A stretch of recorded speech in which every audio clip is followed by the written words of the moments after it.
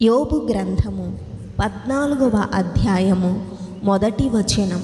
స్త్రీ కనిన నరుడు కొద్ది దినముల వాడై మిక్కిలి బాధనొందును. 2వ వచనం. పువ్వు వికసించినట్లు వాడు పెరిగి వాడిపోవును, నీడ కనబడకపోవునట్లు వాడు నిలువక పారిపోవును. 3వ వచనం. అట్టివాని మీద నీవు కనుదృష్టి ఉంచి ఉన్నావు, తీర్పునొందుటకై నన్ను నీ ఎదుటికి రప్పించియున్నావు. 4వ వచనం.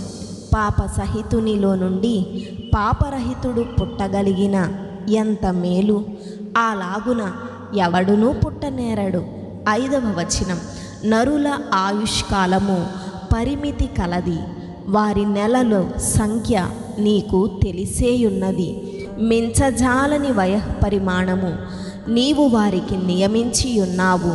6వ వచనం. కూలివారి వలె తమకు నియమింపబడిన పనిని వారు ముగించు వరకు వారు విశ్రమము నొందునట్లు వారి వైపు చూడకయుండుము. 7వ వచనం. వృక్షము నరకబడిన ఎడల అది తిరిగి చిగుర్చుననియు దానికి లేత కొమ్మలు వేయుననియు నమ్మకము కలదు. 8వ వచనం.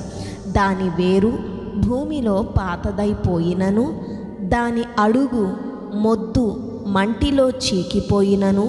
9వ వచనం. నీటి వాసన మాత్రము చేత అది చిగుర్చును, లేత మొక్కవలే అది కొమ్మలు వేయును. 10వ వచనం.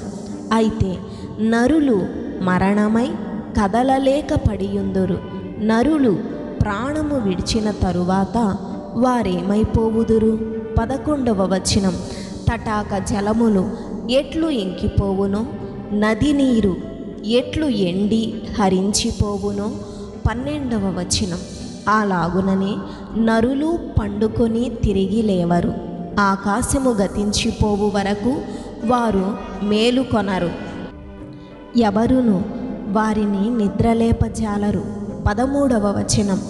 నీవు పాతాళములో నన్ను దాచిన ఎడల ఎంతో మేలు, నీ కోపము చల్లారు వరకు నన్ను చాటున నుంచిన ఎడల ఎంతో మేలు. నాకు ఇంతకాలమని నీవు నియమించిన తరువాత నన్ను జ్ఞాపకము చేసుకొనవలెనని నేనెంతో కోరుచున్నాను. 14వ వచనం. మరణమైన తరువాత నరులు బ్రతుకుదురా? అలాగుండిన ఎడల నాకు విడుదల కలుగు వరకు నా యుద్ధ దినములన్నీయు నేను కనిపెట్టియుందును. 15వ వచనం.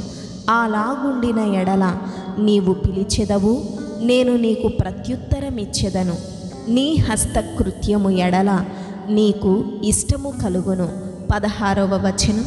అయితే ఇప్పుడు నీవు నా అడుగు జాడలను లెక్క పెట్టుచున్నావు, నా పాపమును సహింపలేకయున్నావు. 17వ వచనం. నా అతిక్రమము సంచిలో ముద్రింపబడి ఉన్నది, నేను చేసిన దోషమును భద్రముగా ఉంచియున్నావు. 18వ వచనం.